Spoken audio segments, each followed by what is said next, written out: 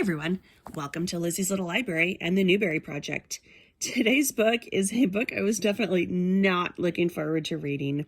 This is the 1985 winner called The Hero and the Crown by Robin McKinley. This book is definitely high fantasy, which is not my cup of tea. This is a prequel to another book called The Blue Sword, for which she won a 1983 Newbery honor. I have not yet read that one. Interesting fact, the author is currently alive and she lives in Warren, Ohio, a very small town that I happened to visit a few years ago. Dave Grohl of the Foo Fighters is also from there, and my fiance wanted to see the alley someone had painted to honor Dave, so small world. Back to the book. Before reading a single page, I already felt overwhelmed. This is a big story. It was over 240 pages. The font was very small and there were no pictures. Not that I require pictures, but sometimes they are good to break up the intensity of the text. So this book begins with a character whose name I don't know how to pronounce. It is spelled A-E-R-I-N, so I'm just going to call her Erin. And the story begins with Erin, a girl whose father is the king. He is getting ready to travel west to meet a half-demon character and prevent a civil war. Erin wants to go with, but Dad refuses. There are two boys, men, I'm not sure. They seem to be heirs to the throne. One is Tor, who has always been nice to her, and the other is Perlith, who seems like a jerk. Erin's mother died in childbirth, and she has long heard stories that her mother was a witch who's cast a spell on Dad. Tekka, a servant/nurse/surrogate mother, reassures Erin that her mother was not a witch, and sometimes women die in childbirth without any nefarious factors going on.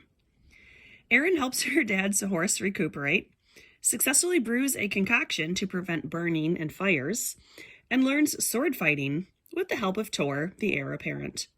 She's 18, and he's realizing he's a little bit in love with her. And for a high fantasy book, I don't hate this so far.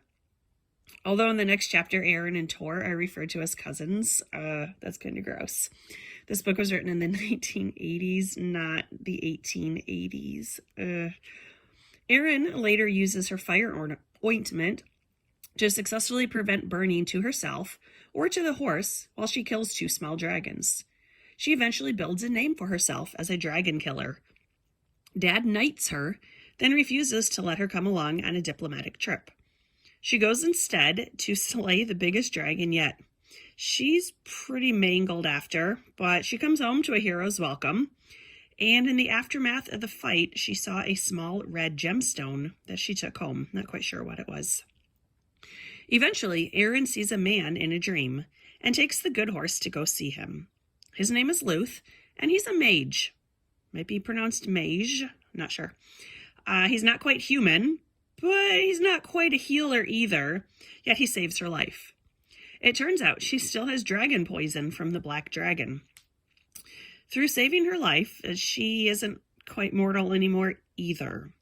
Luth tells her that her destiny is not in the village with her dad and Tor, but it's to finish Mom's work against her brother, the evil Agstead. Luth knew Mom and tells Erin some stories about her, which was really nice. He confirms the family's magic line, which Erin had always just called the gift, even though her gift never really developed.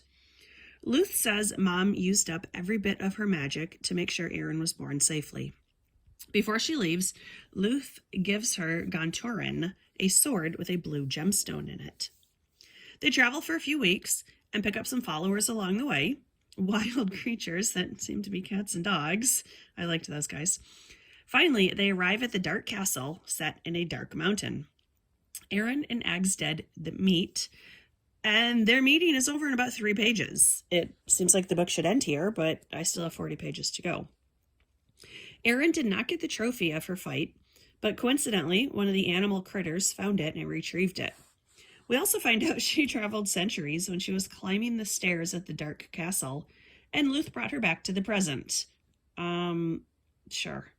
I'm not opposed to the idea of time travel, but we need some clues that it's happening. You can't just after the fact say, oh, by the way, like, for instance, maybe every flight she could have looked out the window and saw that another season has passed.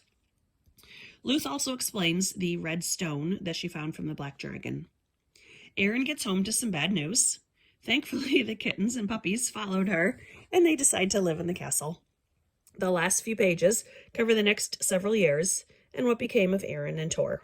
The end. I was incredibly surprised by this book, not gonna lie. It's everything I normally hate about books and why I typically avoid fantasy in general, but I really liked Erin's story. It definitely helped that it was closely tied to reality. For example, I liked her relationship with the horse, and then I liked the wild cats and dogs acting like domestic cats and dogs.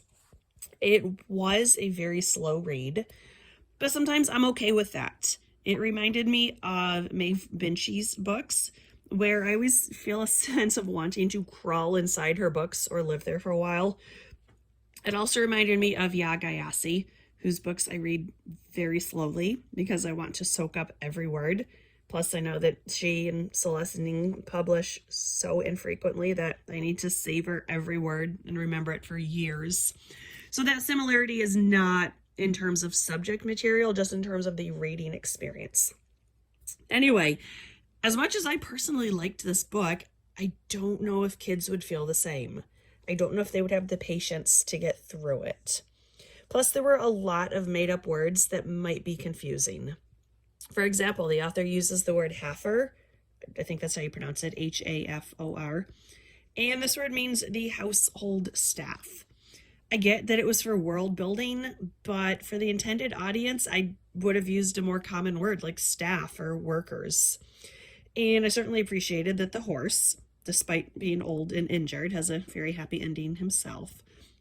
One more thing I liked, just from a strictly format perspective, was that every chapter was exactly 10 pages long. I like that sort of continuity in books. So this was The Hero and the Crown. After I finish the winners, I will definitely read The Blue Sword, and I'm looking forward to it. So surprisingly, I do like this one, and I do recommend it. 1985 winner, The Hero and the Crown. Thanks for watching. Bye.